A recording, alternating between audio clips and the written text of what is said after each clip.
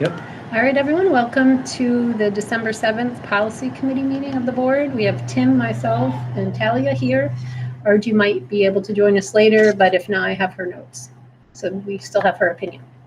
Yep. Okay. All right, so we have a big agenda. Let's see, our first grouping of policies are what I call the student policies. And I didn't send you the agenda, but Frank took care of it, didn't you, Talia? Sorry. Yeah, I'm on the shared drive, so. Oh, I have good, good. access to Okay, I forgot about that. I'm sorry to both of you. Okay, so the student policies, we have 5225, student personal expression, which we are almost done with last meeting. 5220, student publications, and 5030, student complaints. So I Okay. think with the first one, the 5225, we had gotten down to just wanting to make sure we had some DASA questions and how kids should complain if it's not about them, if it might be about something they saw. Yep. Right? So I spoke to Jessica Goldstein through email. Tricia, I think you were on that email as well. And, a lot of it is within our code of conduct. So, she wrote, this is from her. If the criteria falls within line of the code of conduct or restricted items, the students are to report it. An evaluation of the offensive behavior must be made and based off of the freedom of speech and case law. So it can be kind of tricky because someone's personal expression, you may feel it's offensive, but after looking at freedom of expression and case law, the principal may say, well, you know what, actually is legal. That's, though it might be offensive to you in case law and everything else, this is actually permissible through our code of conduct and everything else. So it should be made to the principal and to that. They are looking at redirecting their policy a little bit based off of the recommendation, which I thought was really good. Yeah. Is that we asked a question and she's like, it's a really good question. And she goes, we're going to probably tweak this a little bit more to be able to add to it. I think the way this policy is currently written is fine. When we do the code of conduct and we talk about reporting of behaviors and things, I think that is where we just highlight, how kids report things and just be a little bit more clear there. In the 5030? Yeah. Okay. Yeah, I think that probably is a better idea is when we're doing how to report things, say, if you find things this or this, how do you report those behaviors? Even using our Safe Schools tip line can be a report of the behavior too. So there's a lot of different ways now I think kids can do it. Just articulating that in our code of conduct, I think is going to be important. Okay. And we'll get to the 5030. So 5225 is not even done a first reading yet. We already have the We already policy. got it, yeah. Oh, it's an existing policy. It is. We're not doing anything to it. We are, the changes that are highlighted and marked off. So I think we started from the NYSBA policy instead of our own, Yeah. Tim. The NYSBA policy was our own. There was a lot of similarities to it. Yeah. Well, what am I looking at that's in the shared drive? That's the recommended policy. It says recommended 5225. Including all the changes? Yep, everything's there. All that? That's all there. Possible recommended 5225. Did I see that? It doesn't It's say. in the shared drive. That's what I'm looking at. If it says possible, yeah, let me see what you have. I'll show you. You're not on. It's Yeah. So that's the existing one. Yeah. And if you go back, go back to the. hit the back arrow. There's multiple items. If you go click right on there and then click in the December meeting. Right. Try that again. There you go. Now you see, if you scroll, you'll see one that Frank has labeled Possible recommended. recommended Okay. right there. Here. Right up here. Oops, wrong one. Wrong one. Back her up All right, back her up. or closer. Closer. Yeah. What? Or if you just go to that, This one just here? go to the policy meeting one. Policy. Just go back Okay, there. There you go. You want this up here. Yeah. This one. Yep. There it is. All right. Yeah, now I because we got it. put both of them on the agenda, the old and. I like how you're very good we're getting better with titling them in our shared drive, me and you. Yeah. Because I need to write recommended, because otherwise I get too Absolutely. confused. And I would love if we could, when we're done, even title it differently so Jessica knows exactly which one. We could even write this one final, Yes. right? Okay. Yeah, that would be is that okay with the naming mechanism for everybody? Yeah, because it's. Because it's nobody's fault, but I think if we name better, everything will go a lot better. So So I'm not constantly I'm making sure you have getting the right caught up version. here. Where did all these comments all came from you, Frank? NYSBA? The changes, The changes came from NISBA, all right? the red came from me. Okay.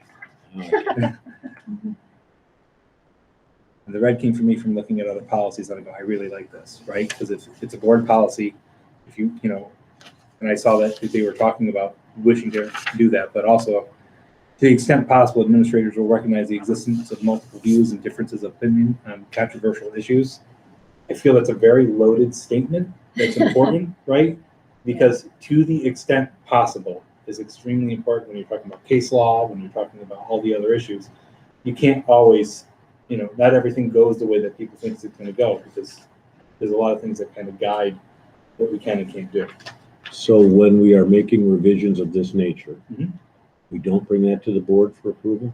You do a first read and adoption. That's what I've just There's asked. not a first read. If we're revising, Oh, okay. all it is you can Go vote to at that straight- meeting. All right, gotcha. Sorry, I said first. Yeah. Yeah. With the policies that are referred to here, the cross references, Mhm. do we want to put 50-30 if that's where it's going to outline how students complain? So hold on, let's.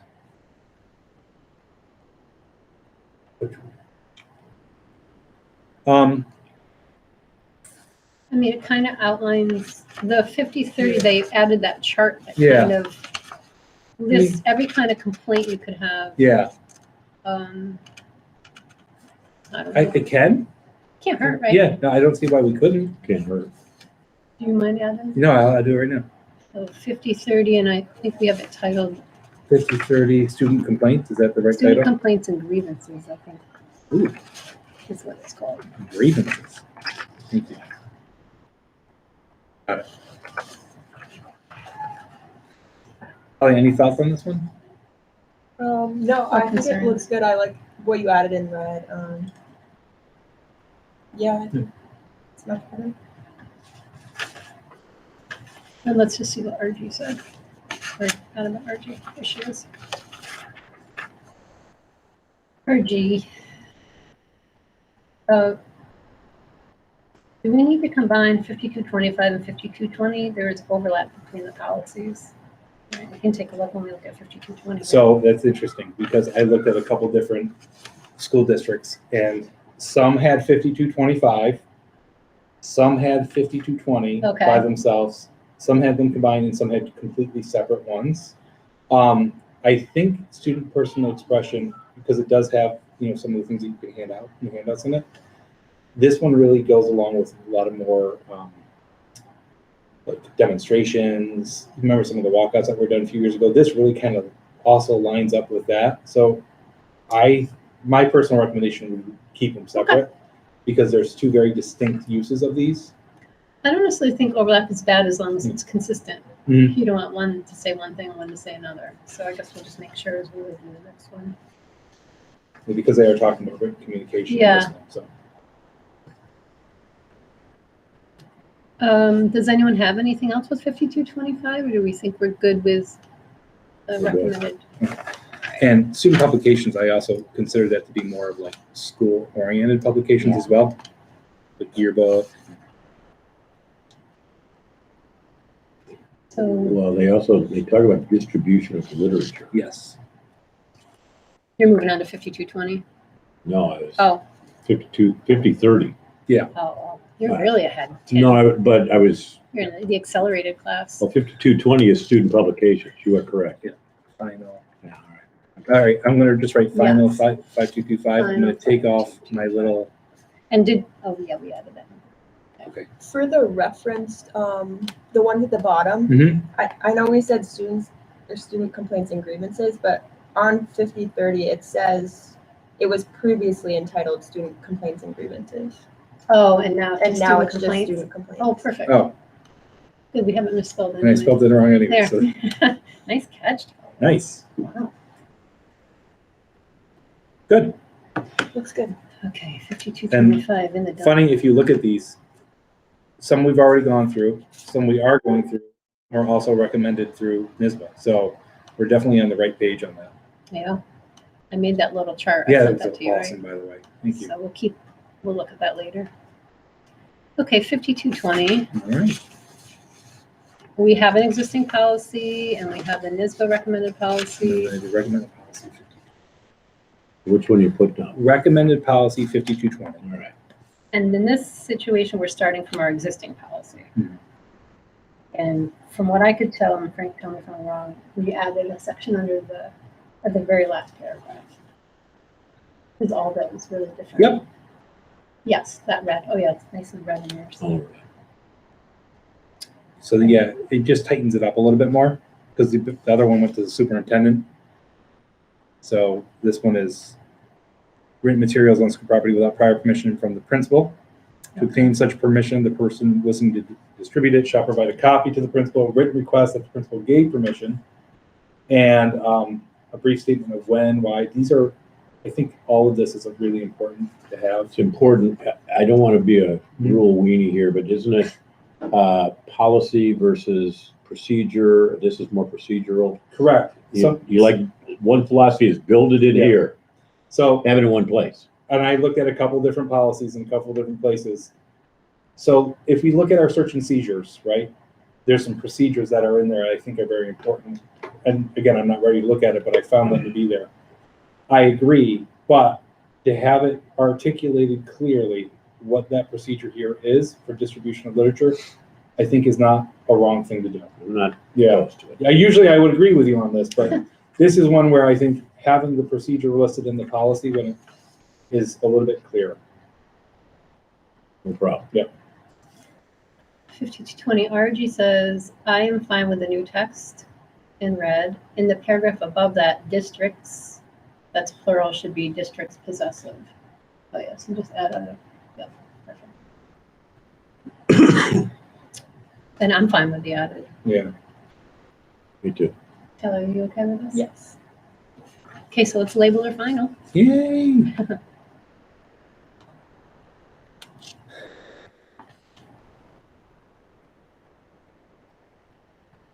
I'm gonna take off full board. Yeah. All right. All right, great. That should be done. Okay. All right, 50-30. 5030, which is student complaints.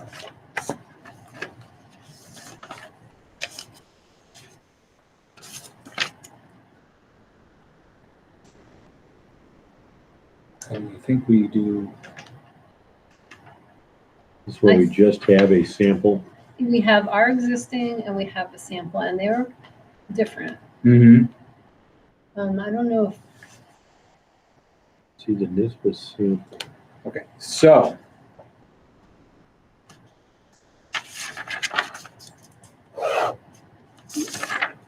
This one really helps answer a lot of the questions. So this, I can read it too, but that was, yeah. this is about if there's a violation of policy 5225, because again, I thought it really fit well within this area.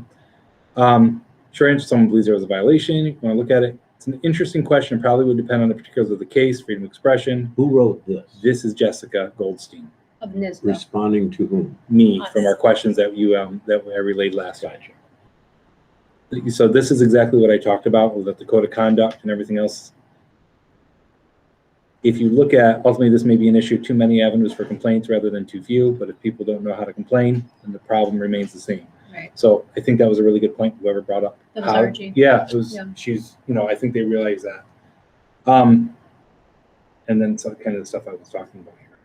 I figured it was just important to put that when we're starting to look at 50-30, have her kind of answers there for us to. I can get rid of that if you're all set with it. Yeah.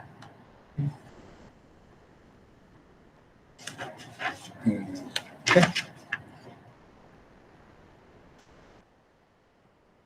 There's an extra word in there in the annotation. I don't know if that's anything we control. We'll get rid of that anyway. Yeah. We get rid of that altogether. Yeah. Okay. All right. So if we're starting with the NISBA one, I just wanted to make sure. So it says the building principals are responsible for ensuring that appeal procedures are incorporated into discipline codes or student handbooks And handbook means the code of conduct, right? Yep. Explained to all students and provided to all parents on an annual basis. I guess technically we do this because parents have to sign off on that piece of paper at the beginning of each year. Is this something that's actually explained to the kids, or is this going to be part of when code night comes back? It should be explained better. Yeah. Next year, I would like them to actually do it like in the first week of school, like actually have assemblies. Kids come in and then they go over the handbook and over expectations and over things like the first week. So, Okay. Yeah. So it's okay to leave this in. 'Cause I agree. we will. Yep. We're going to do it even better. They are. Right. Because as a student, I don't know, you could speak better for students, but I don't know. I guess if someone had an issue, they would start talking to people or start digging, right? To figure out how to complain. Into the code of conduct. Yeah. But here's the question: do kids know how to complain? Yeah, I guess that's what If there was someone that, like, if you had a complaint, Mhm. like, do you know who to complain to? Probably Principal Dugray, I guess. Yeah. I don't know. Or the counselor, guidance counselors. I think that would be it, though. Those are the main avenues for complaints. And of course, I'm sure you could always talk to a teacher who could Yeah. guide you, right? Point you in the right direction. But there's no formal chain of command, so to speak. There is, but Yeah. it's just the students might not be. So hyper anytime, aware so of it. here's what ends up Well, that's happening. what I'm trying to, if there is. Yeah, so if the students make a complaint to anyone, right? So students make a complaint to a teacher, the teacher then has to inform an administrator, right? So that's our procedure. So there right? is, So yeah, a kid tells you something and then you go, hey, you know what? I have a responsibility now to tell so the student can introduce this into any place. anywhere. And then that recipient would know how to get into the Correct. chain of command. Yep, absolutely. So let's say there's a complaint of somebody wearing an inappropriate, like a swastika, right? Well, the kid tells the teacher then automatically either writes a referral or then contacts somebody, principal right away or a dean, boom, it's addressed. Say there's bullying and harassing going on, right? Same idea, there's a complaint that's given, it's given to a trusted adult, a guidance counselor, that guidance counselor then brings it to the next level of authority, either the DASA coordinator or the principal. So there's procedures that fall in place in that. Okay.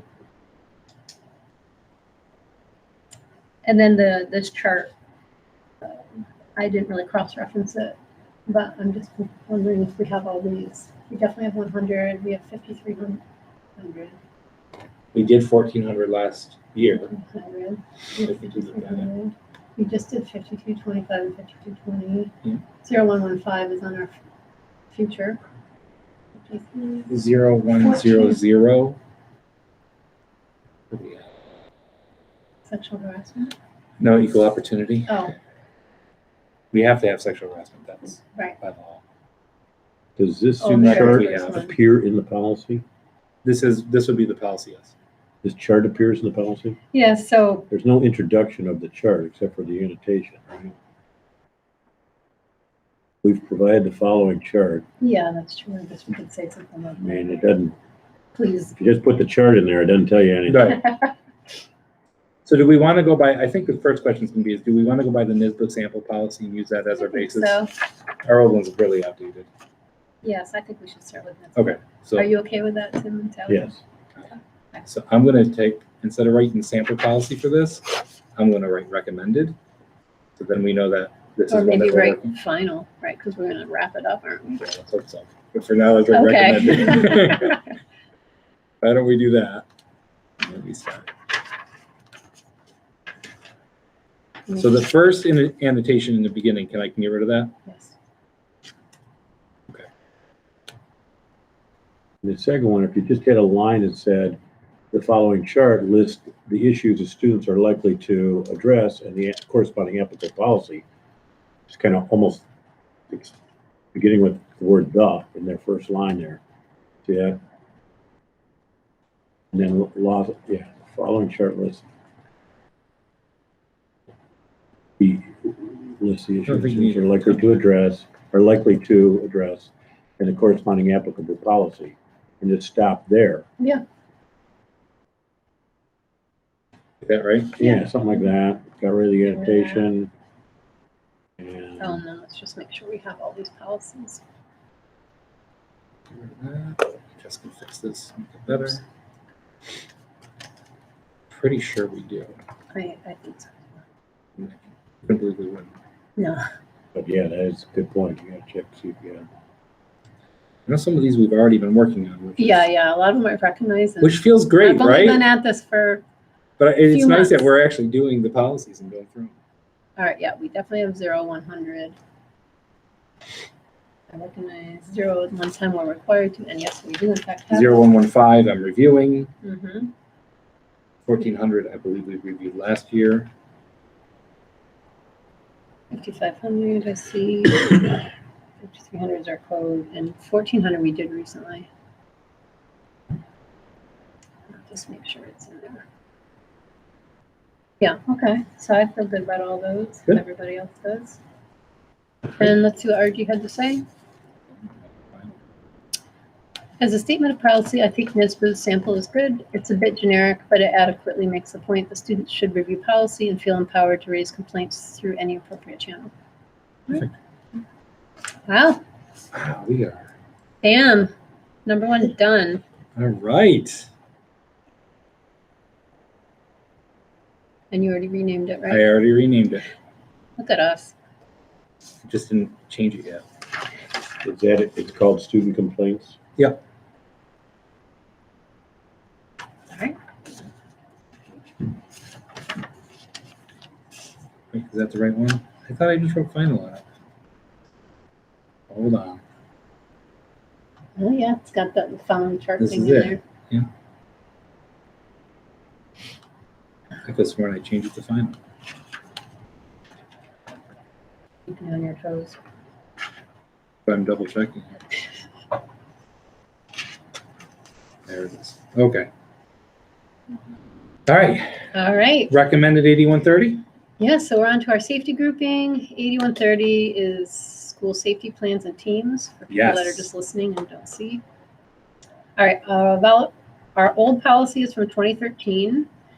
The recommended policy we're going to talk about today starts from NISBA's recommendations, just so everybody knows. And I've made, And Frank's worked with the school team. yeah, so some of the big things that we're doing is that since we've been doing school threat assessment teams, we kind of worked a little bit backwards, right? So we developed the threat assessment. We've been working on, using different tools and data to help the good district guide it, but we haven't had the board say, yep, we need a threat assessment team. It's not part of the policy. So Okay. this is kind of a little bit backwards because this actually says we will have threat assessment teams. The policy says that the district will keep these. I went a little backwards by just doing it, but they're the number one thing that you need in schools to help with it. So let's go over. Yeah, and can you just tell us who on the team had input on this? Everyone. So Everyone. So council, yeah, so principals. so we actually had all the teams come in. So PPS director, admin, all the guidance counselors, all the school psychologists, and the social workers. They were all invited as part of it. They all had an opportunity to read the policy. They all then reviewed it. We sat down together with the admin committee at a cabinet, and we actually all talked about the policies and reviewed them and everybody said yes. And So, this is where. yep, and this is the okay. final of where we were. Awesome. Well, thank you for making sure everybody had input. Yep. Some of this is, the comprehensive district-wide school safety team and plan. We have to have these things, Mhm. right? These are the things that we have part of Project Save. They're just updated, and some of the updates, they do come. Again, it's red. I did see also we hadn't updated it for the pandemic language, Right. and that's in there now too. Yeah, it is in there just now. for Yeah. people that are listening. So Tell us about this optional language there. in yellow. Okay, I don't think I'm It's there further yet. down. Okay, Okay, I'm sorry. yeah, that's all right. Jump ahead. So I think it's, the chief emergency officer, which is me, will ensure that staff understand the district-wide school safety plan, which we did, receive training on the building level emergency plan, which we have to, violence prevention and mental health, which we added this year. Remember last year there was the big audit that schools did, and some schools got dinged, if you guys remember that, for some of the components for mental health when they did a mental health audit. All schools now, we went back, we completely revamped our training in the beginning of the year. We added new training in for mental health. So we are in complete compliance and more. I think most school districts were Yeah. found to be Yes. not Yep. compliant. So that stems from that. Okay. So that's why you're seeing. So building level response plan and teams, again, all things that we have already. We did take out, I just want to be clear, including bus drivers and monitors for the building level teams. You can't expect our bus drivers and monitors to be coming to like the monthly building level teams. We have transportation, they go to our district safety team, and that's how we're kind of using it. Okay. Once again. Yeah. Very procedural. And I'm not, Yeah. if you want to combine This is NISBA. I understand. I'm just Yeah. saying, you want to combine, that's fine. Yeah. But I think we got a lot of policy and procedures mushed together. It's a regulation that says what you have to have on these committees. Yeah. And so the board has to adopt them. So the district safety committee, during the reorg meeting, you have to adopt it every year. So it's part of it. I don't have think a for problem. these, I'm going to go with NISBA on this one. Okay. And, agree with, how it has to be written. Because it doesn't tell us how we have to do the building level safety teams or, It gets pretty specific. It does. It says who's on it, but building level response plans must designate, and that's regulation. All right. So this one, I want to add it. There's always a question of, and it depends on who you speak to. What door do you cover your doors? Do you not cover your doors? Right? So always, I think everybody has issues with it, and it's never clear to anyone. You talk to some people, they say cover. You talk to other people, don't. The current recommendations and policies is, if your windows are covered, keep them covered. And if you have the ability to easily cover your windows, it's better to do so. So that's why I think making it very clear, following this recommendation, like you say, yep, we can easily cover them to protect staff and students, and add it as part of the policy so people understand it. Your preference would be that they're covered. Yes. So why don't you just make that clear that that's what we want you to do, instead of giving the option. I'm taking out the optional language. I'm going to say during emergencies, staff are authorized to temporarily cover classroom door vision. Authorized. Yeah. Not ordered to. Right. Okay, well, that makes it optional. I think the word authorized says you got permission to do it. It doesn't tell me that I have to. Does it? No, you're right. I'm not a safety consultant. I don't know anything about this, but I think if it were to say ordered to, then it would make it seem like under any even if it wasn't safe, then you would have to get a way to close it. So I feel like authorized kind of means that if you are able to, then you should. Well, we could say should. Yeah. I think the problem with it is, Sorry. I don't want somebody putting themselves in danger because they feel like they have to cover. Right. authorized probably is a better terminology when I think about it. Yeah, that's the, you have the right, you have the privilege, you have the authority to do it. we recommend, It kind of implies good idea. We want you to have, we're buying shades for everybody, so they make sure they have them on their You don't windows. want them to put themselves at unnecessary Right. risk. That's kind of To why I cover. like the idea. All right. I can live with Also, I can live with during emergency authorized. staff are also authorized to temporarily block doors. Yep. Right? Yeah. We've been talking about these things because and we also talked about, which is not in here, staff are also authorized to use physical force. That I didn't put in here, but it's run, hide, fight, right? Those are the things that you talk about. I think this helps kind of clarify a lot of the conversation and concerns that people have had. And it also is clear to our community, here's the things that we want, right? We want this. Right. We want people to have the ability to do these things. Again, it's very procedural, Tim, I do agree. Well, but when you say authorized, that actually is kind of a policy statement. You're authorized to do this. All right. I'm okay with this. Okay. Everyone else okay? Yeah, I was just trying to hold back a sneeze. That was my face. Actually, RG commented on it too. I'm good with the optional language on page 3 of the recommended policy. Cool. So then threat assessment teams, which is all new. Yes.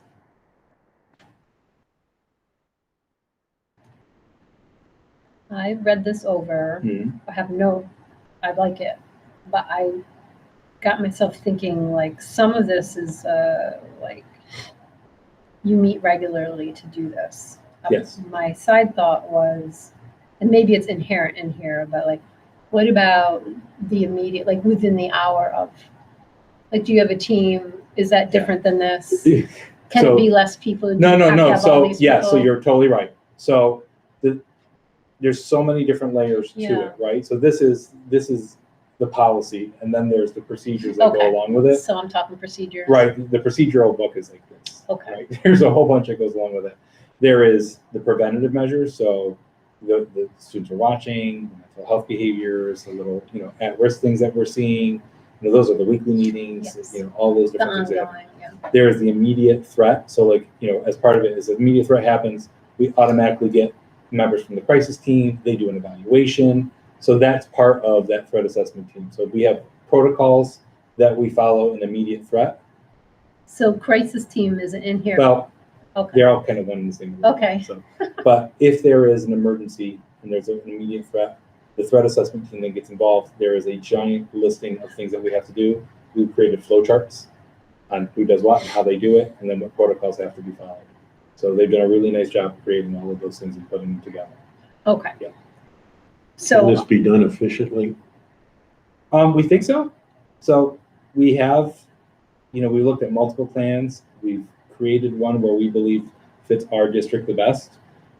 We consistently analyze it and evaluate it. So when we have a program, like, oh, we didn't do this. Let's fix this next time. Let's make sure we do it. This is the first year we've really had this. Is it efficient? Hopefully we don't test it as much as we should. Well, Yeah, and I'm hoping you don't, but, Yeah. My point being, we have a threat, it's real, it's now, and we gotta get everybody together Depends and on- go see, through even this. it's but real, here's- it's tricky. Here's the problem, right? And I think this is, I think this Yeah. is great. When you think threat, what do you think? When I think this is threat, important, right? Okay, Yeah. so I'm thinking that there is some inherent danger. Yeah. Maybe inherent's the wrong word, No, but inherent danger that's going to occur or could likely occur in this school. What do you think of threat? Well, I mean, in the past, there's been, lockdowns or Mhm. hold in place when there's a message like in a bathroom, like on the mirror. Yep. And I feel like that should be considered a threat because you don't know if that person, whoever wrote it, if they're actually going to, or if it was just like a joke. Okay. Because What do you think of threat is? When you consider threat, what do you think? Any situation, I guess, where you think there might be a risk of something happening pretty, not immediately, but I think you're all right, but now so I think there's levels of threats that you have to look at. Mhm. You are looking at immediate threat, right? Immediate threat is Imminent danger. someone has a weapon or Mhm. they're in here. That's what a lockdown is, right? Lockdown is boom. If there is immediate danger and someone has a weapon, there is no threat assessment team happening. Okay. Right. That's what And I I was think getting at. that's, yeah. So if you're at that level where there's immediate danger and you have, someone, that we go into automatic lockdown, we lock doors, doors should already be locked anyways. We do all those things. So immediate threat like that, gone. It's the threat of, okay, on the window, I want to kill myself, right? Or in the mirror is, I have a weapon and I'm going to use it. Okay. So then we do our protocols, the threat assessment team, when we find those students, if we think they have a value in it, right? Or we have a student who says, I want to do self-harm, or they write it on their notebook. That's a threat, right? I want to kill myself, or I don't want to live anymore. That is something that's brought to our attention. Threat assessment team comes in. Where is that student, right? They do a suicide assessment on where that child is. The student reports, let's say Talia reports to Trisha that, so-and-so said they wanted to shoot me, right? Well, so let's use that example. Mhm. She reports it. The principal says, okay, I'm going to do the physical searches. while the principal's doing the physical searches and checks to make sure there's no immediate threat, right? The person from the psychologist, the guidance counselor, right, the people who are trained, they do a threat assessment. What did they mean by that? Was there an immediate danger? What was the level of the threat? Why did they say the threat? They look into those levels to be able to have an understanding, because it's not always going to be, well, I didn't say it because I really wanted to. I said it because of this, but so it kind of helps level those playing fields a little bit more. Because if you say every time someone says I want to shoot somebody, you have to take it seriously, but it might not always be because they have the means or they want to. They might have just been frustrated, and that's the thing that came to their mind. And then it also allows them to do a mental health assessment and starts that process. So those are the things that we didn't have in place that we now do. You got a lot of moving parts on this team. Yep. And that's why I asked the question as much. Can you gather the information you need with all these moving parts 100%. efficiently? I believe. Can I gather my people and we can go through this? Yes, because each building has designated individuals who are meant to do it, and there's protocols that we are to follow. That's all I'm looking for. We've done a really good job at saying who does what, when they do what, and how they do what, and designating that. So I feel like we worked really hard to make sure that happens, because that's where it falls apart.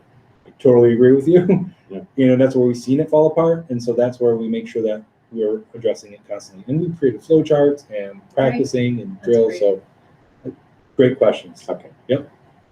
But I like the idea of kind of talking about threat, because there are different levels of threat. And what I don't think schools do well is really address what type of threat you're dealing with. Because if it's, I want to hurt myself or I want to hurt others, why? How did it happen? How did it concern? Is it a bullying issue? Is it a DASA report? Is there more here? Is there mental health issues going on? So having those resources built into it really can help us prevent more issues than need to be. Good to know. Yeah. Yes. RG said she was okay with this language. Good. And then I'm going to review reporting. That's it. RG's question, last paragraph. Does the law require building principal to submit a building level plan to local law enforcement / state police? If not, I would prefer that responsibility reside with the superintendent. Let's see. We. It says that each building principal is responsible for submitting a building level emergency response plan for the building. Any amendments to the plan to the appropriate local law enforcement agency, the state police, within 30 days after its adoption, but no later than October 15th of We each do year. it right through our health and safety people do it for us. So it doesn't say building principal. I think we can do superintendent or designee. Okay, Is that, I'm good with that. Is everyone else good with it? does the law say building principal? No, I don't believe. I can't imagine the law says principal. I can't believe it would say that. I'm not a lawyer. I can look at law 2801 real quick. I don't need RG's fast fingers. I know, right?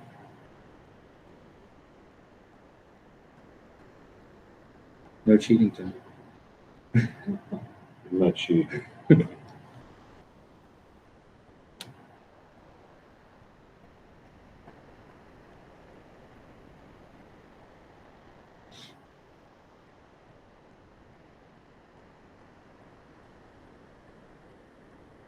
We could probably take out that language too. But no later than October 15th of each year until the 2020-2021 school year, since that's passed. That's true. Our safety teams, we do have to have the deadlines of when we have to put all this stuff in. Yeah. But it looks like it's October 1st now. Yeah, that, right. Yeah. So the rule must have changed a little bit. Take out some of that language, you say, but submitted by October 1st of each year. Or no later. Guess you could do it early. All right, here we go. Building level emergency shall be confidential and shall not be subject to disclosure under Article 6 of Public Officers Law. The commission remains not determined by. Didn't say anything about.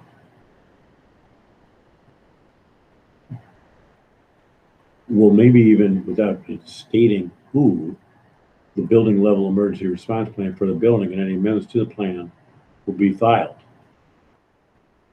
with the state police. Or be submitted, I should say, to the local law enforcement agency and state police within 30 days after the adoption, Yeah, I don't see or it. by October 1st, or no later than October But 1st no of each later year. than. I don't see it in the law. Okay. Let's So put maybe rather than superintendent. assigning it to a person to make that submission, it just indicates that such a submission will be made. Well, I think if you put superintendent or designee, Right, so let's then get, You could. someone's still accountable. So, Well, he's responsible for the district level school safety plan. That's the first sentence. district-wide plan will be posted on the district website each, so let's see. I'm gonna write the superintendent or designee again, okay, yeah. because All right, that's fine. Yeah. We'll have, we actually have our BOCES person. We just have that, yeah. The building a response plan for the building and any amendments to plan to the appropriate law enforcement agency and the state police. Within 30 Within 3 days days after the adoption, but no later than, October 1st. and it looks like October 1st of each year. Yeah.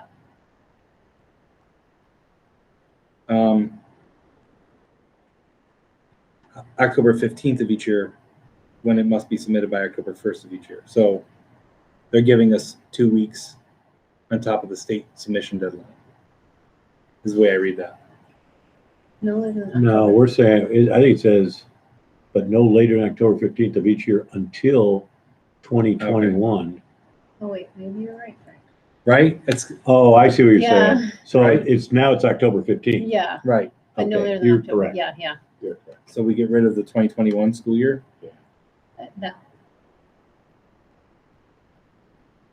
That whole end. Yeah. Right through the period, That's correct. if it lets you. Right? Like that. That make more sense? But no later than October, maybe just the 15th for the TH. Yep. Because we submit those and Hillary shares them with everybody. So That's good. Okay, good. let's Right. label it final. Fine. Look at me. I'm picking it today.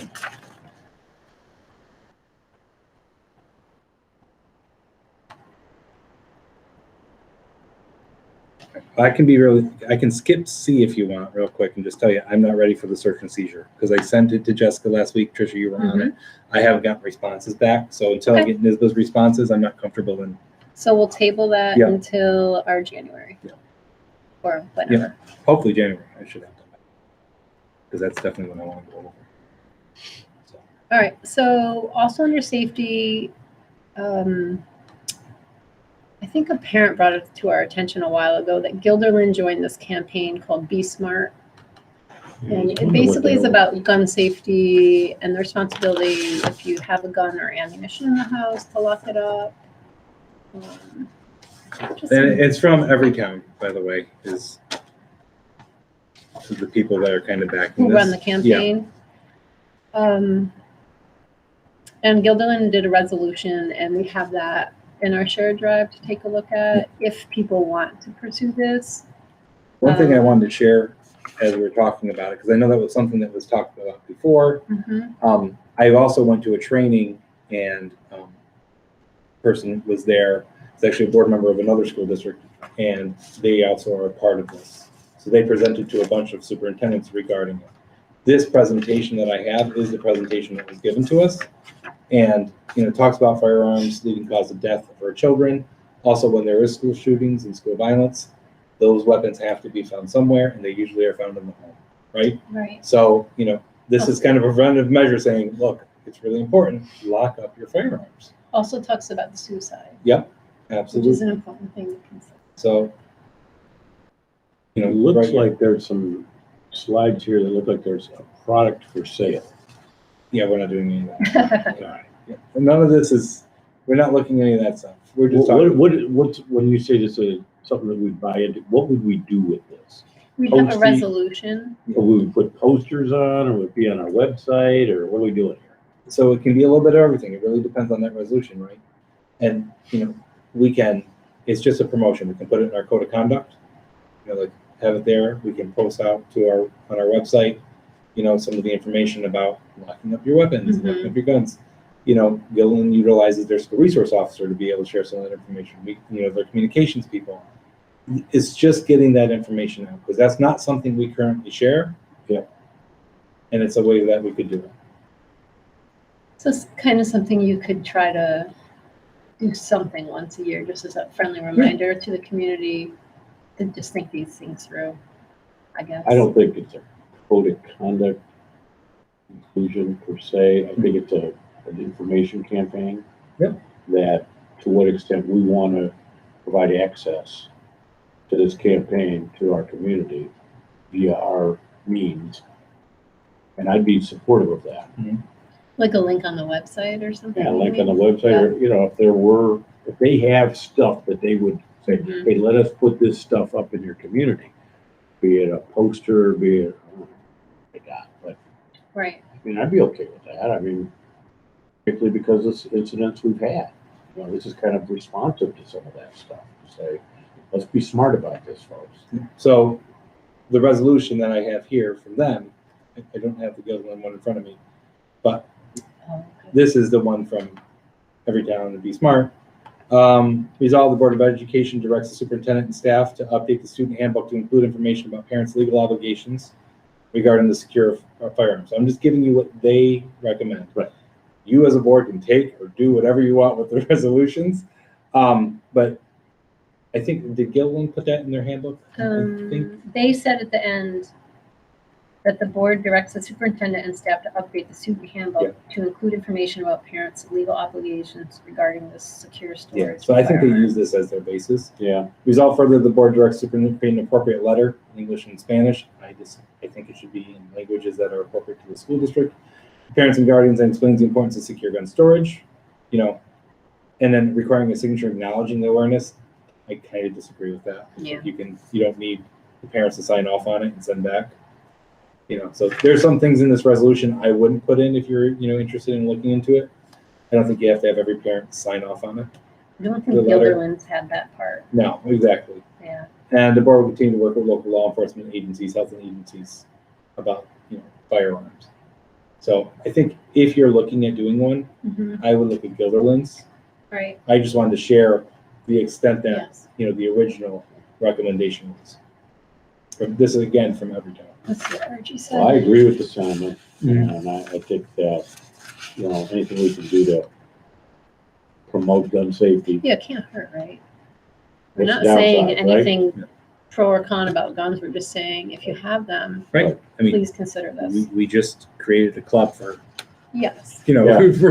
for shooting guns, right? Like, Right. Right. I mean, so we definitely aren't against it. Yeah. It's the idea about Just being safe safe. use, Right. and promoting that, I think is important.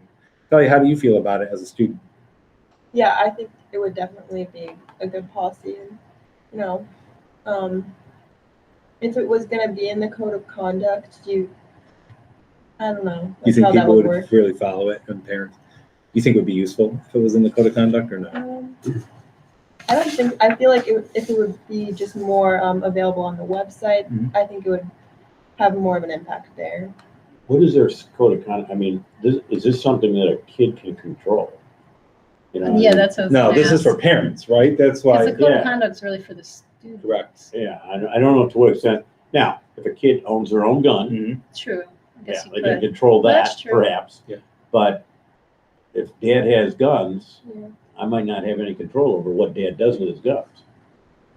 Yeah, Yeah. I kind of agree with that one, because I think the idea of it being in the code of conduct is that the parents see the code of conduct and sign off Yeah. on it. But the more you put in something, Yeah, Doesn't mean it's always the gonna be less right. you see. right? Yeah. I like that. The more you put in, the less you see. I like that. You want to take out the Second Amendment Yeah, rights, Yeah. people? Are you kidding? So I just think, I think that a promotional campaign or a informational campaign like this, not a bad thing.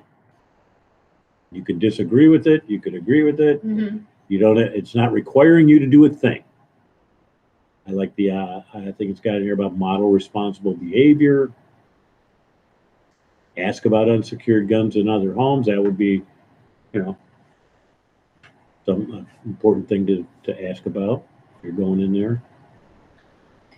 Well, maybe we could, take Gilderland's and switch it to, Voorheesville as a Take- first read resolution type thing for Maybe. the full board to look at. Yeah, maybe just say, say what we talked about here, right?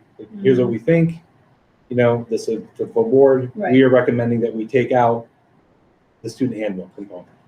We're recommending that we, and we just say, we don't call it Gilligan's, we call it, Right. a sample resolution. Yeah.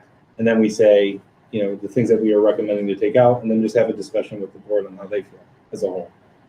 Because I agree, student handbook probably isn't needed, but we can do a promotional component on our website, Yeah, at least once yearly and put it in our registration materials.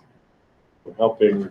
You could do an SNN once Yeah. a year, right, and direct people to the website. Right, we have a generic memo that Not was SNN written. anymore, Yeah, but sorry. a letter What I that was written, Mm-hmm, supporting, the use of it and understanding it, giving out resources for it. mm-hmm. Now, is this organization going to say, well, if you want to do the things that you want to do, we're going to need to have some No. quid pro quo? No, there's nothing like that. This is really just to get the word out there and recognition of this. Because we don't want to be marketing these products. No. I think we do, here's gun safety, here's where it is, and call it a day. Like, that's it. Just like I do too. anti-bullying Correct. campaign, Yep. drug Hey, camp, just remember- anti-drugs campaign. Exactly. You know what? We do the drug campaign saying, lock up your drugs at home. Or, we even had people come in, like drug kits that you can actually, to get rid of kits in your own home. We were giving them away. And it was, people take their hydrocodones or prescription pills and they put them in and it automatically, you dispose of them at home. We did that for our community. Same idea, right? Just reminding people that putting, locking these up in Student your safety. This is all under the auspices of student Right. safety. So RG also was supportive. I like it. I can't. Let's see if I can open this with Google Docs. I like this because it is one of those realities of the world Yeah. beyond us that these kids are faced with.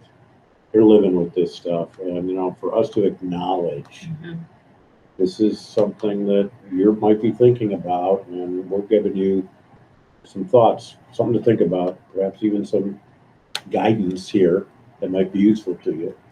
I think that's a good thing. Yeah, even if it makes one person think, oh, you know what? I should do this, this, and this Right. to make it a little safer at home. Or sometimes you have play dates with people and maybe your family isn't aware of gun safety and your child is going to a home that has guns. Yeah. You want to make sure that you're at least educated on what questions to ask before the play date or something. I thought that was one thing that when they were doing it, they said, families, do you ever ask, are there guns in the home? Are they stored securely? I have never even thought of that question Right. to ask somebody before my kids go over. Now we go over. I have gone over with my children several times. Is if you ever see a gun, don't touch it. What do you do? We've gone over those aspects of gun safety. Have you seen that commercial? But we've never where said there's parents can do Right. that. I've never even thought I of thought of it. it, right. There's a commercial where there's a live tiger in the living room, Mhm. and the parents have brought their kid over for a little play date, and the tiger's roaming around there. You put the animals away when people come over. Right. Oh, he's gentle. Don't worry about him. And we're not going in. And it's that same Same idea, implication. Yeah. But I think that's one I, as a parent, never even knew, right? I never even thought of it. We talk gun safety in our home. We talk about if you see a gun, what do you do with it? But that was just something that I knew. I don't think it's a bad PSA No, It's not a bad PSA. I agree. to It's a send it good out one. there. Today, Right. it's a good one. And I think 99% of gun owners are very Absolutely. vigilant about, Right. locking their Especially if guns you up. have kids in your house. Yeah. All right, I like it. I do too. All right, so I changed it to sample secure storage notification Okay, resolution. So storage, resolution up at the top. And then Okay. this is the one that we'll add. Sound good? yeah, that's great. Perfect. All right, the next policy is 5152, admission of non-resident students. Let me do a time check. Okay. All right. It's almost 4:30. We're doing good. Okay, so here is, what policy was that? I'm sorry. 5152. Thank you. And this is an existing policy with Voorheesville, Right. and we're starting with our existing policy and just looking at one section under. Yeah, so tuition. I actually wanted to bring up a scenario that has actually come up that I was kind of questioning. So we have it where if a staff member, children of full-time residents, where, oh, you go down to it. Is that percentage correct? Yeah, that's what we currently charge. What is that? It's like $1,000. What? It's like $1,000 or We something. don't charge $1,500 tuition. or something. But we do. To out-of-district students, Yeah. yeah, we tuition out. Not at this rate. No, our tuition rate is set by the state. And Right. it's like $7,000 for a regular education student in elementary school, 8,000, it's higher. What is 8% of NTR? That is what the state sets for. NTR is what the state rate is. What's NTR stand for? It's right here. Something Non-resident tuition report. There we go. Thank you. Thank you. You're welcome. All I was right, like, I don't know off the top of my head. Is it written somewhere? so Right in our 8% policy. of the Yeah. non-tuition resident report per child. Yes, because it changes each year. So that's what our staff and full-time, that's what they pay, right? That's what the board, that's what. So they're not resolution- charged a tuition. They're charged that rate, Yes. which is about $1,000. Around, It might be a little 700, more. yeah. I don't know Can't off the top, it remember. changes each year, but it's around that. Yeah. So I'm not recommending that we change that or do that's totally up to the board. What I'm concerned with is I had a staff member come to me and their grandchild currently goes to the school. They are a resident. They live with the family. So the grandchild and the child's parents all live together. Mhm. That family is, could possibly leave the district, but that person would still reside with them. So the grandparent is going to live with the grandchild and their children. Does that make sense? Mhm. I'm trying to It's clarify. an extended family Thank living you. together. Thank you, Chris. So the extended family is living together. The grandparent, In Voorheesville. right, but they leave. The grandparent who still resides in the extended family works in the district. Would that child fall underneath this? Oh, That is where the question is. So the grandparent is the employee. They live in the household. Does that still count or does it not? Well, first of all, this applies to non-residents, right. So we have a teacher that lives employees in who are Bern. not residents. Right, A teacher that's in Voorheesville lives in Bern and wants their children to go here. automatically. That's what this is. I We allow have that. a custodian. Yeah. I have a teacher Or, yeah, assistant, any food employee. service worker, any employee. Yep, any employee. We would allow that if they're not a resident. So are we talking about extended family? So their child, the question is, the grandparent is the employee. They are considered a caretaker of this child. They don't have custody, but they live in the same home. No, I see what you're saying. Would that still fall would they still be able to get the 8% fee? That was one that I struggled with, because I kind of say, if you're living in the home, you are the extended family. You're not the caretaker. You're not, Mom and dad are on the custody. scene. They are, Maybe you're a caretaker, but more likely your grandpa. but you live in the home. Well, I understand that, but is it the same? Well, it's a resident, Right, right? right, The way But we this have is, it, but they're leaving. children, well, it's not a child, but right. So it's not children children. of full-time, non-resident. Right. I just One know of if the it was things I have to household ask or you, it is wasn't. is there ever an issue regarding capacity? It says in here, if there is, we automatically say no. So that's already part of the policy. So then I would flip that around on the issue you're describing to us. If the capacity is there, Okay, but here's the I can say question. yes. But here's the question. If the capacity's there, it's not that person's child, but they live in that same household and they are a staff member here. Is it the 8% or is it the full tuition? Mhm. That's the question. Oh, I see. Okay, Right? that's the question. All right. Does that make sense? Like, Mhm. they live there, they are a staff member, they live in the same household, so it doesn't say household, it says children. They've been at the 8%. They never have. Oh, they've never had it. I'm saying if they leave, right, and that happens, would they qualify as the 8%? They've lived in the district, so it's just been a resident. Correct. Got it. Now I get it. It's a hard one. That's It's a why I tough wanted to one. bring it up, Tough because one.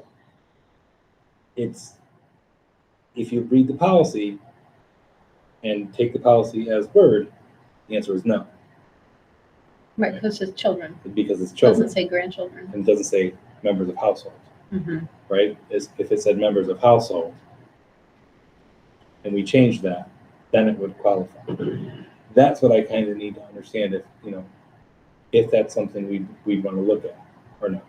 Does it qualify for members of household or grandparents? That opens up a can of worms, right? Because you do one for one. Yes, Let's say then people might move in together. to have it happen, correct? I can see it right now. Yeah. But that's not what the situation is. No. But it This just is- gets you thinking about our language. Right. It's not This about this situation is- situation, right? This situation is completely different. I think this, again, I can't get into specifics because then it gets away what the situation is. But the criteria are employed here, Correct. so that They meet that that. brings Yeah. it down to a universe of this. Yes, And then non-resident, correct. right? And then parent or potential Or is it household? caregiver, Yeah, household. that's the question. To what extent do we want to open Lock it that down one? or open And if we did, is this a precedent that's going to grow? And I don't know that. I don't know. How would we? How would we? I think, personally for me, I think if our staff members want their kids to go here, that's a positive, Yes, right? I think that's a positive. I agree. We charge them. I get it because they're non-residents. I understand because that's fair within our community, and I get that as well for us taxpayers, Right. right? Because I get some people like, well, why do we charge our staff? Well, they're not residents. They don't pay tax here, so I understand how that's an equity issue. Easily answered. The question I get is if it's a grandparent who lives in the home, because again, culturally, Yeah. some extended families, it's your grandparents live with your children. Or It's- even economically, or an economic regardless of position. culture. Yes. Exactly. Yes. And shouldn't all of, does that qualify and is that a perk for working? Play this out. Yep. Definitely Grandpa works here. Yep. Grandpa Tim, Grandpa Tim works here, lives outside of the district. I want my kid to go to Voorheesville. your grandkid. My grandkid. I want my grandkid to go. So my son says, hey, move in with grandpa. Let's claim his residency Mhm. and we'll get a deal Mhm. and he can go to Voorheesville instead of the school district that we'd be assigned to elsewhere. Mhm. So this might be a total non-resident. My son lives in Bern, wants to go to Voorheesville, found the answer because Papa works for the school district. But he'd have to move in with you. Yeah, So Papa. your That's son- the question. The boy, No, the student, no. So, this is good. So here's what ends up happening. If the student were to live with you only, only the student. you would have to be the caretaker Yeah. legally, and Yeah. they'd have to sign that off to you. That's a residency issue. That's a okay? big So deal. That's completely different. This is, if they want that to happen, and to fall under what we're talking about, that means your son would be moving in with you, and their residency would be your residence. That's a lot of to do to Yes. get your kid into the Voorheesville Right. school. You'd have Yeah. to live with your parent, right? Yeah. That's what would have to happen. Because there's residency stuff that guides the other thing. It's a shared residence is what we're talking about. Gosh, it both- does seem like it'd be very limited. I think it'd be extremely. I'd hate to open a can of worms, but it seems. Personally, the human being in me says, Yes. I feel like this is something we should allow for our staff. I really do. I mean, it's your staff. It's Yeah. not like, yeah. You have, and especially, let's say it's people on fixed incomes. Let's say, you're Right. forced, living's hard. And, you This have is to not- have this people isn't a living bargaining together. issue. What's that? Not a bargaining issue. I would say it would be a bargaining issue if we were talking about the percentage, right? If you're talking about the percentage, then it becomes more of a bargaining issue. This is not that.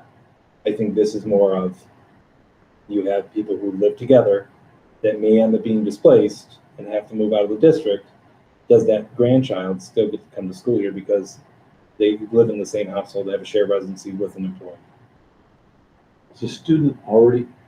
Well, that's a different case. Well, again, I want to keep it, I Keep know the you do, but Grandpa yeah, Tim. but there's a continuation of the school experience for the child. it is, but we've also tell kids if they live out of district, you can go here, you either go or you pay full tuition. Yeah.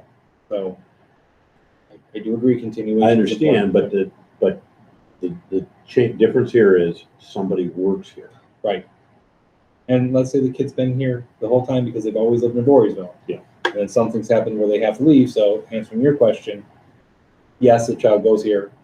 But if, let's say Talia's family, I'm going to use, because you're here. She's a senior. She's been here, senior, she would get the right.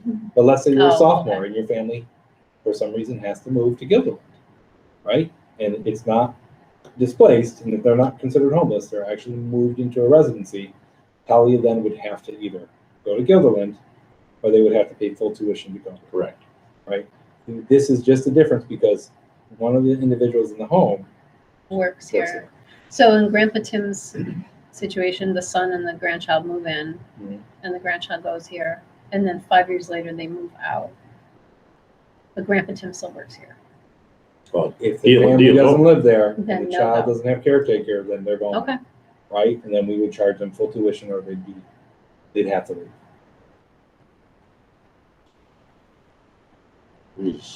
I know. It's a toughie. This is why I brought it up, Yeah. because I was like, it's hard. I think considering household, I think would be my recommendation, right? Okay. Members of household. But I'd like our attorney to weigh in on it a little bit more, because I'd like to The school attorney, cap it. Yeah, the school not attorney. our board attorney. They're all one and the same. No, I just Oh, meant not RG. Yeah, Not that's RG, funny. our committee Our member. school attorney, I think RG should weigh into it too, but I think our school attorney should Yeah, look there at it might so be that- something we're not considering. correct, that they may know. Yeah, let's look into it. Okay. Yeah. So I'm gonna write a note here.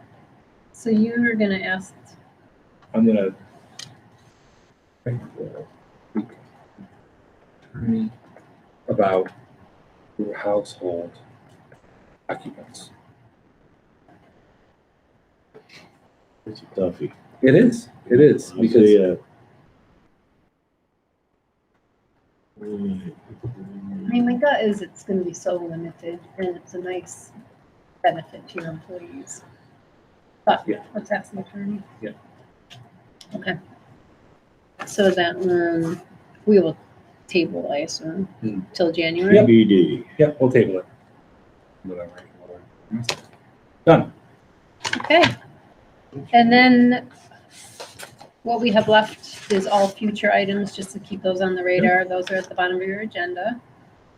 I wanna, Oh, go ahead. yeah, I wanna give an update on the code of conduct for sports extracurricular activities. So 5280, 5281, 5205. Okay, little C. All of those. So we met as an admin committee today with Coach Sapienza, not today, yesterday.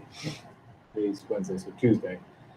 The days are starting to combine a little bit. I know. I was here late last night. And so they're actually looking at the academic policy. They're looking at some other policies. And they're going to make some recommendations to me to bring to the board about what they feel would be in the best interest of the kids and also equity-wise Okay. and combining them. So the athletic code of conduct should become the co-curricular and extracurricular code of conduct, and they're going to kind of combine these. So they're really going to take That's great. really good Yeah. look into this. One of the things that came up, and I thought it was really interesting, and I wanted to get your input before I kind of guide them a little bit more. I support this. Instead of having it be a grade point average, like a 65 or Mhm. 70, that a child could, then participate in these activities.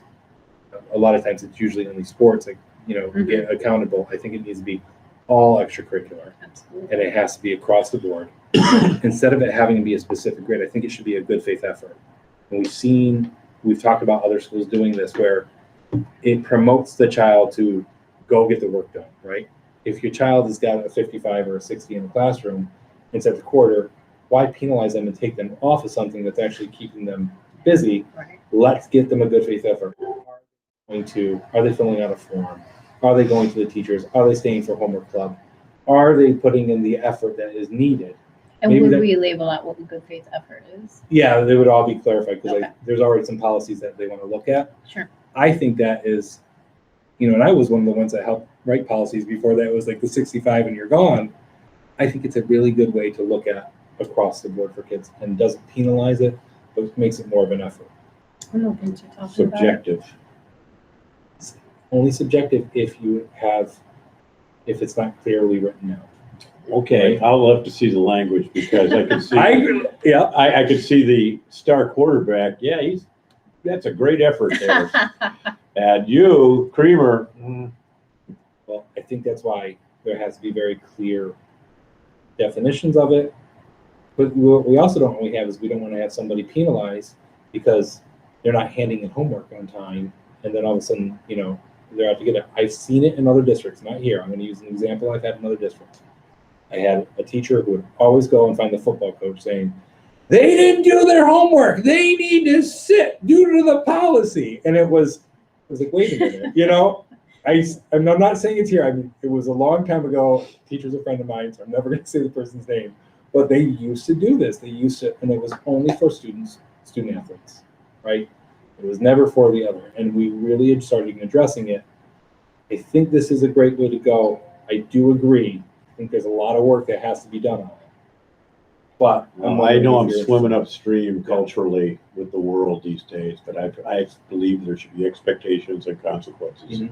And good faith effort is a real nebulous term. Okay.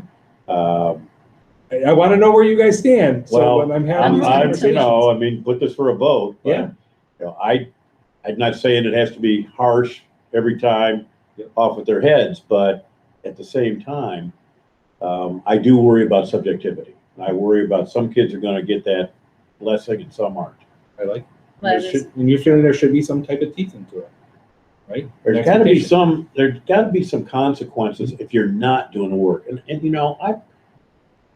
I feel some sympathy with those teachers who, and I saw it happen plenty of times, where the athletes would just say, "Yep, I'm not going to do whatever you want," and it would get frustrating. And she'd go to the coach and say, "Would you do something about this? Because they don't respect me. Maybe he respects you. Maybe you can get something done here." And I've seen it, and I got to be honest with you, I was also the person who destroyed a football team because I wouldn't let kids play because they were failing courses. So, I believe in that too. I believe student athletes are important, right? So, but it's got to be across the board, student everything.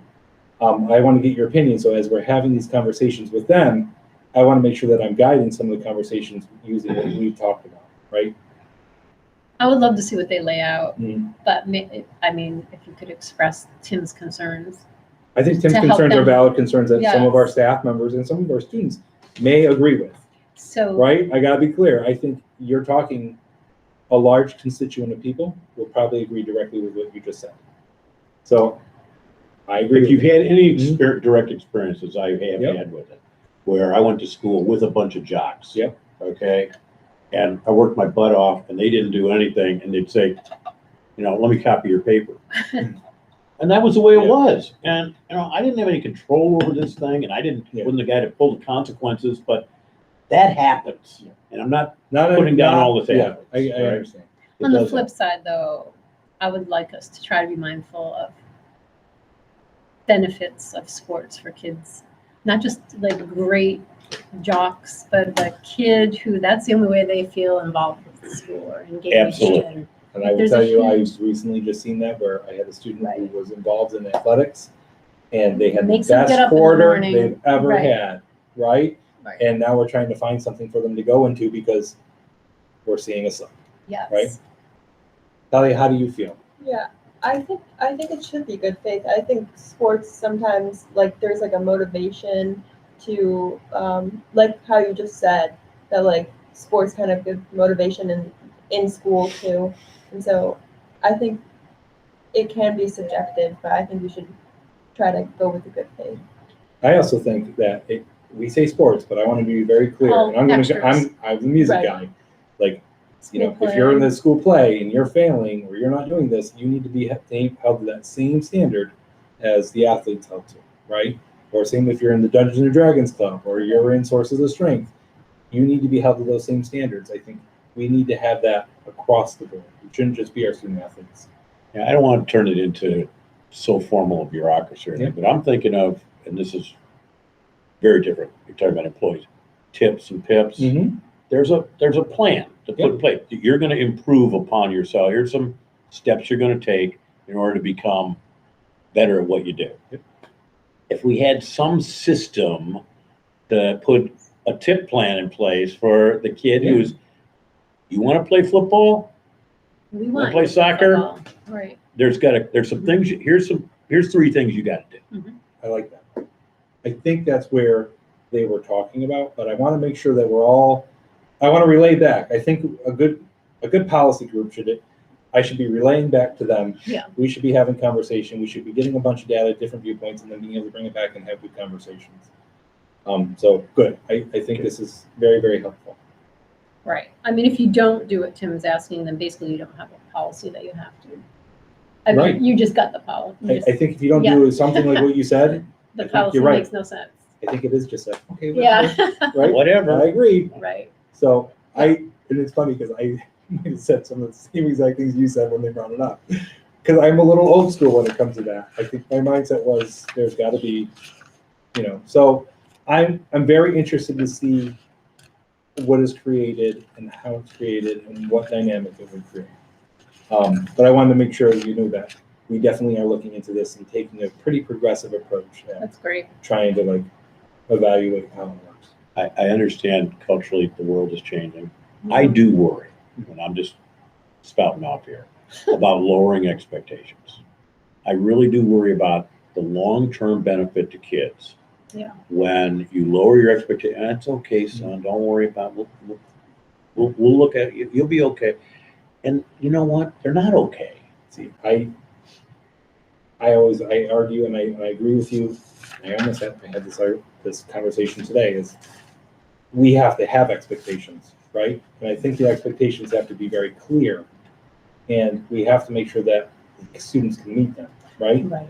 I think the problem sometimes is when they lower the expectations when clearly a child can get to them. They might struggle, they might have a hard time, but that's grit, that's perseverance. And if we're not teaching grit and perseverance, and we're not including it, there's a problem. But sometimes we set the bar so high that it automatically becomes failure. I think that's right. That gray area is I understand. don't lower it too low where you enable a child to always have a crutch, but don't make it so high that they can't meet it. And I trust the professional educators Right. know how to make that, They don't.